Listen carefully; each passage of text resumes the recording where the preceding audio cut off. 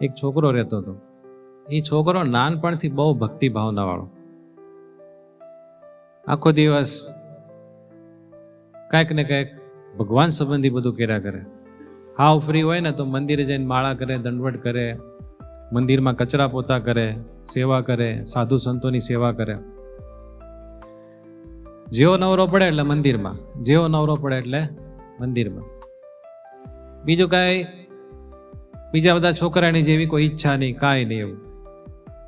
એટલે એના મા બાપને એમ થાય કે આ છોકરો વધારે પડતો ભગત થયો, એટલે આમ જોઈએ એવું કામ કરે નહીં. ને એના બીજા બધા ભાઈઓ હતા ને, 3-4 ભાઈઓ હતા.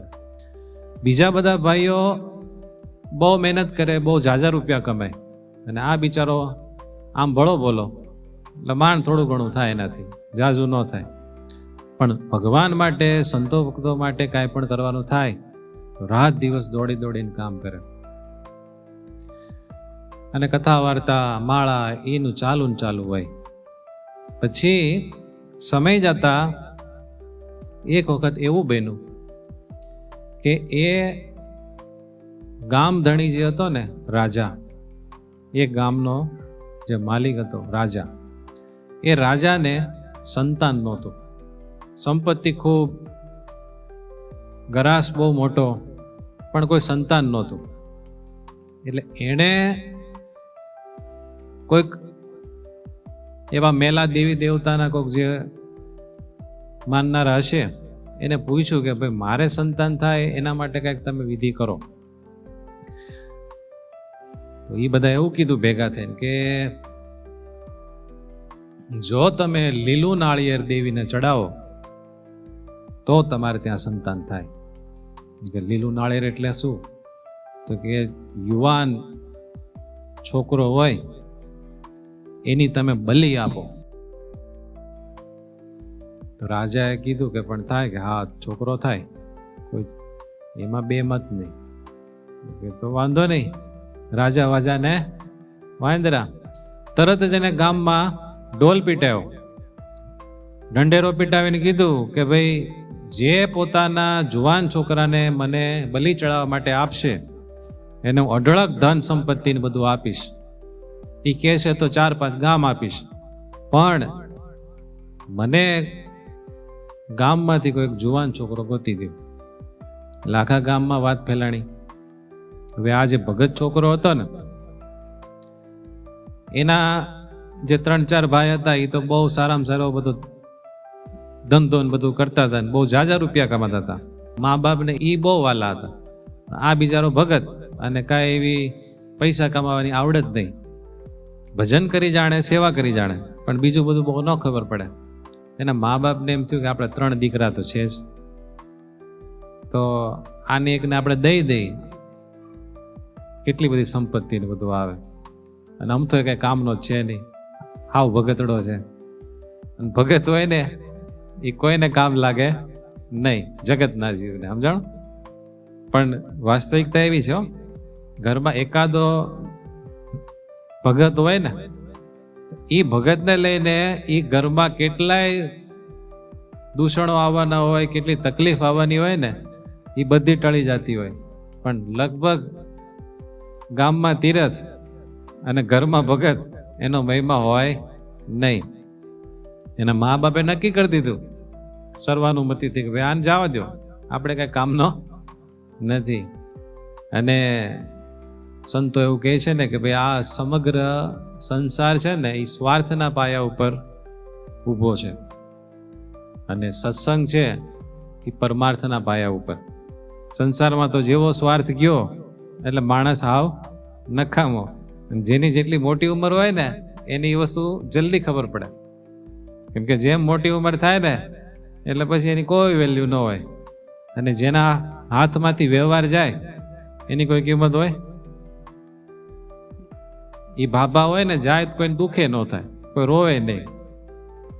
ખોખું ગયું તો ઘર થયું ચોખ્ખું, એમાં કઈ દુખે ન લાગે.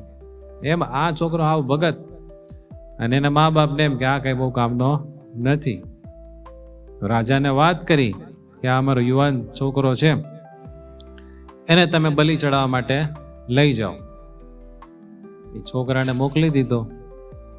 છોકરાને ખબર પડી કે મારા મા બાપે મારું કાંઈ રાખ્યું નહીં, મને મોકલી દીધો, મને ધન સંપત્તિ જમીન ને બધું લઈ લીધું, એટલે એનું ફેમિલી ખુશ. પછી આ છોકરાને નવડાવી ધોડાવીને સારા વસ્ત્ર પહેરાવ્યા, બધી રીતે સરસ રીતે તૈયાર કર્યો. પછી કીધું કે ભાઈ તારી છેલ્લી ઈચ્છા શું છે? છોકરો કે મારે મંદિરે ભગવાનના દર્શન કરવા જવું છે ને બધા સંતોને પગે લાગવા જવું છે,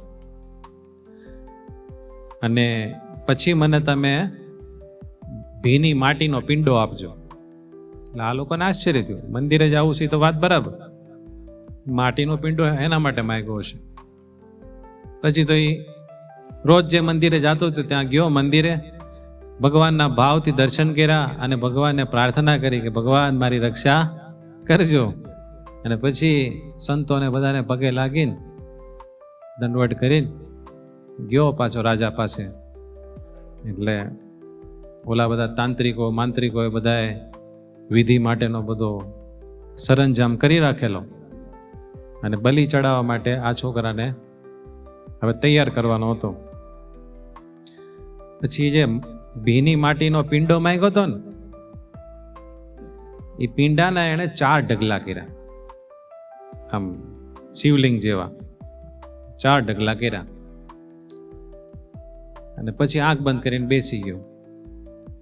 પછી પેલો ઢગલો તોડી નાખ્યો, બીજો ઢગલો તોડી નાખ્યો, ત્રીજો ઢગલો તોડી નાખ્યો, અને ચોથા ઢગલાને પગે લાગીને પાછો પ્રાર્થના કરવા પડ્યો, આંખ બંધ કરી દીધી. એટલે રાજા આ બધું જોતો હતો.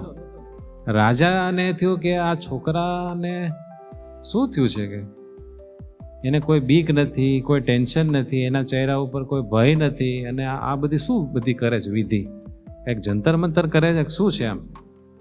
એટલે રાજાએ કીધું કે આ તું શું કરે છે? તો કે એ બાબતમાં તમને નહીં ખબર પડે, તમારે જે કરવાનું એ કરી નાખો. તો કે નહીં તું કે તો ખરો, કે ના આ મારી મારા ભગવાન વચ્ચેની વાત છે, આમાં તમારે પડવાની કઈ જરૂર નથી, તમે બલિ ચડાવી દો. એટલે રાજાને થયું કે નહીં આમાં કંઈક હોવું જોઈએ. ભગવાન પછી રાજામાં વૈસા. રાજા કે તારી બલિ તો હું ચડાવીશ, પણ પહેલા તારે મને આનું રહસ્ય કેવું પડશે કે આ તે 4 ઢગલી કરી 3 તોડી નાખી, એની પાછળનું રહસ્ય શું છે? પછી એને કીધું છોકરાએ કે તમારે જાણવું જ હોય તો હું તમને કહું. એ કે આ દુનિયામાં મા બાપ છે એને ભગવાનનું સ્વરૂપ કહેવાય છે. એટલે આ પેલી ઢગલી છે ને એ મારા મા બાપની છે. તો કે મારા મા બાપે ધન સંપત્તિના સ્વાર્થે મને તમને બલિ આપવા માટે આપી દીધો, મારું કાંઈ જોયું નહીં, પોતાના સ્વાર્થે મારું બલિદાન દેવા તૈયાર થઈ ગયા, પોતે પોતપોતાના સ્વાર્થમાં બધા સુખી છે, અને મારા દુઃખ સામે કોઈ જોયું નહીં. એટલે આ માતા પિતાનો આશ્રય રાખીને હું જીવતો હતો, એ આશ્રય મેં તોડી નાખ્યો, એટલે મેં પહેલી ઢગલી તોડી નાખી. પછી રાજા છે એ ભગવાનનું સ્વરૂપ કહેવાય. તો કે પ્રજા હોય એને કઈ તકલીફ પડે તો રાજા પાસે રાવ કરે, રાજાને ફરિયાદ કરે કે ભાઈ મારે આવું દુઃખ છે, મને આવી તકલીફ આપે, તમે કંઈક મને મદદ કરો. તો કે તમે ખુદ રાજા છો અને તમે તમારી પ્રજાને તમારા પોતાના સ્વાર્થ માટે, પુત્ર પ્રાપ્તિ માટે બલિદાન આપવા માટે તૈયાર થયા છો, એટલે તમે મારું જ બલિદાન લેવાના છો, એટલે મને તમારો પણ આશ્રય હવે નથી. એટલે આ બીજી ઢગલી તોડી નાખી. તો કે આ ત્રીજી ઢગલી, તો કે ત્રીજી ઢગલી દેવની છે, કારણ કે તમને પુત્ર આપવા વાળા જે દેવ છે એણે તો માણસની બલિ ચડાવવાનું કીધું. તો જે દેવ કોઈ જીવતા વ્યક્તિની બલિ લેતો હોય દેવ કે દેવી, તો એ દેવ પણ આશ્રય કરવા યોગ્ય નથી. એટલે ત્રીજી ઢગલી તોડ નાખી. તો કે આ ચોથી ઢગલી કોની છે? કે આ ચોથી ઢગલી છે ને એ મારા પરમાત્માની છે, અને મને આ પરમાત્મા ઉપર 100% વિશ્વાસ છે કે એનો આશ્રય હું કરું, એને પ્રાર્થના કરું કે હે ભગવાન તમે મારી રક્ષા કરો, તો એ ક્યારેય મને નિરાશ ન કરે, ન કરે, ન કરે. અને હું આંખ બંધ કરીને ભગવાનને પ્રાર્થના જ કરતો હતો કે ભગવાન આ શરીરના છેલ્લા શ્વાસ સુધી હું તમારો વિશ્વાસ ક્યારેય ચૂકીશ નહીં. મને તમારો સંપૂર્ણ વિશ્વાસ છે કે તમે મારું ક્યારેય બગાડશો નહીં. એમ કહીને છોકરો પાછો આંખ બંધ કરીને પ્રાર્થના અને ભજન કરવા માંડ્યો. પછી ઓલા રાજાને ટ્યુબલાઇટ થઈ. ઓ આ છોકરો બધા એને હાવ મૂર્ખ જેવો જાણે છે, ઓ કામનો નથી એમ માને છે, પણ ખરેખર આ છોકરો તો મહાજ્ઞાની છે, માટે આનું બલિદાન દેવાય નહીં. ને રાજામાં ભગવાને એટલો બધો પ્રવેશ કરી નાખ્યો. પછી રાજાએ પાછો ઢંઢેરો પીટાયો.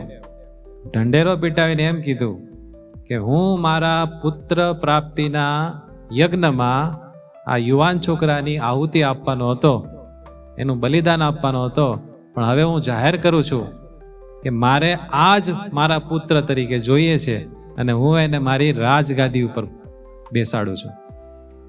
એમ ભગવાને મરવા તો ન દીધો, પણ બધા કરતા સુખી અને બધા કરતા સમૃદ્ધ એને બનાવી દીધો. અને સુખેથી ભજન કરીને પછી ભગવાનના ધામમાં ગયો. એમ આપણા જીવનમાં ઘણી બધી ઢગલીઓ આપણે કરી હોય ને, એમાં સમજી જવાનું કઈ કઈ તોડવા જેવી છે અને કઈ કાયમ રાખવા જેવી છે.